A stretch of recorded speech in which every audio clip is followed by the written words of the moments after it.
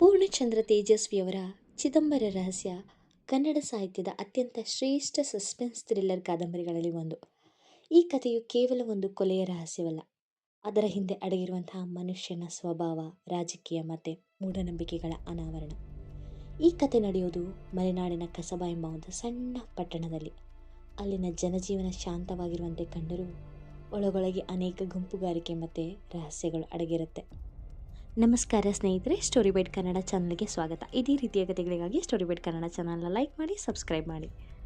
ನಮ್ಮ ಚಿದಂಬರ ರಹಸ್ಯದ ಕತೆ ಶುರುವಾಗುವುದು ಮಲೆನಾಡಿನ ದಟ್ಟ ಕಾಡುಗಳ ಮಡಿಲಲ್ಲಿರುವಂತಹ ಕಸಬಾ ಎಂಬ ಪುಟ್ಟ ಹಳ್ಳಿಯಲ್ಲಿ.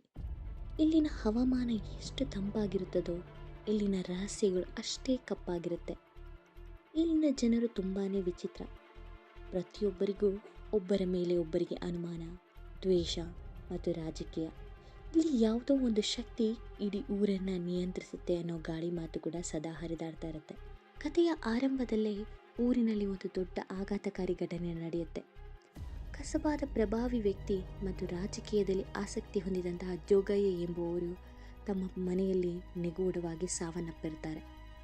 ಆಶ್ಚರ್ಯ ವಿಷಯವೆಂದರೆ ಅವರ ಮೈ ಮೇಲೆ ಎಲ್ಲಿಯೂ ಗಾಯಗಳಿಲ್ಲ. ಮನೆಯಲ್ಲಿ ಯಾವುದೇ ವಸ್ತುಗಳ ಕಳ್ಳತನವೂ ನಡೆದಿಲ್ಲ. ಆದರೆ ಅವರ ಕಣ್ಣುಗಳು ಅಗಲವಾಗಿದ್ದವು. ಮುಖದ ಮೇಲೆ ವಿಪರೀತ ಭಯವಿತ್ತು. ಜೋಗಯ್ಯನ ಸಾವಿನ ಕ್ಷಣದಲ್ಲೂ ಏನೋ ಘೋರವಾದದ್ದನ್ನು ನೋಡಿದ್ದಾರೆ ಎಂಬುದು ಸ್ಪಷ್ಟವಾಗಿತ್ತು. ಪೊಲೀಸರಿಗೆ ಇದು ಕೇವಲ ಹಾರ್ಟ್ ಅಟ್ಯಾಕ್ ಅನ್ನಿಸಿದ್ರು ಊರಿನ ಜನರಲ್ಲಿ ಒಂದು ಮಾತು ಹರಡಿತ್ತು, ಇದು ಚಿದಂಬರನ ಆಟ ಅಂತ.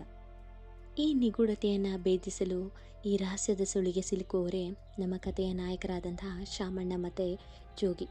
ಶಾಮಣ್ಣ ಒಬ್ಬ ಪ್ರಗತಿಪರ ವಿಚಾರವಂತ, ಎಲ್ಲವನ್ನು ವಿಜ್ಞಾನ ದೃಷ್ಟಿಯಿಂದ ನೋಡುವವರು. ಇವರ ಜೊತೆಗೆ ಸದಾ ಇರುವವರೇ ಜೋಗಿ.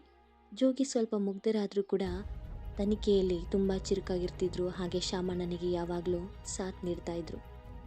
ಊರಿನ ಜನರು ದೆವ್ವ ಭೂತ ಅಂತ ಹೆದರ್ತಾ ಇದ್ದರೆ ಶಾಮಣ್ಣ ಮಾತ್ರ ಇದರ ಹಿಂದೆ ಮನುಷ್ಯರ ಪಿತೂರಿ ಇದೆ ಎಂದು ನಂಬ್ತಾ ಇದ್ರು.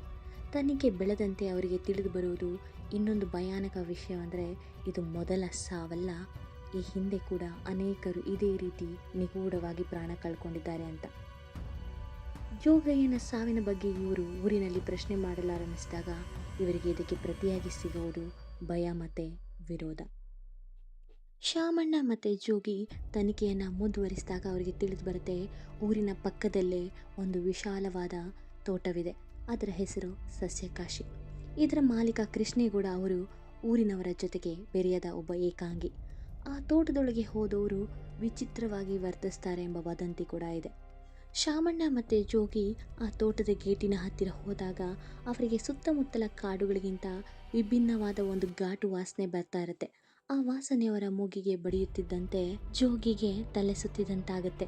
ಆದರೆ ಅಲ್ಲಿ ಏನೋ ಸಂಚು ನಡೆಯುತ್ತಿದೆ ಎಂಬುದು ಮಾತ್ರ ಶಾಮಣ್ಣನಿಗೆ ಖಚಿತವಾಗುತ್ತೆ.